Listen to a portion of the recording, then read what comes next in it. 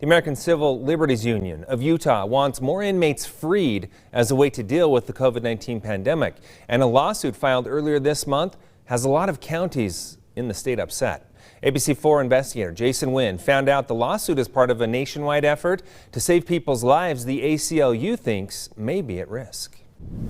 Salt Lake County District Attorney Sim Gill says the allegations by the ACLU Utah and others are frivolous. He says the inmate population in the county hasn't been this low since 1983. They didn't take the time and effort to actually see factually what was going on. Because of COVID-19, the Salt Lake County District Attorney says his team, along with the Legal Defenders Association, 3rd District Court, and the Salt Lake County Sheriff's Office worked together to release 724 nonviolent offenders, leaving roughly 1,425 inmates in the Salt Lake County Metro Jail. 89% of the individuals who are right now at the county jail are felons. Salt Lake County Sheriff Rosie Rivera tells me since April 15th, no inmates tested positive for COVID-19, and the last inmate with the virus was released from quarantine on April 23rd. In a statement, she adds, our infection rate inside the jail was between 0.39% and 0.42%. By some estimate,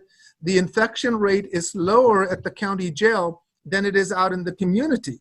Lawyers with the ACLU say they're continuing the case as a nationwide effort to protect vulnerable populations during the pandemic. The ACLU alleges in a new statement, evidence shows that institutional living is inherently dangerous during a pandemic. Even with preventative efforts, additional outbreaks will likely occur in more Utah correctional facilities to threaten prisoners, staff, and the surrounding communities. As far as we're concerned, it's a frivolous lawsuit because there is good that's being done and those interests are being protected under some very trying circumstances. Officials with the ACLU tell me they've dismissed several counties that demonstrated taking effective measures to protect inmates from COVID-19. In Salt Lake County, I'm Jason Wynn, ABC4 News.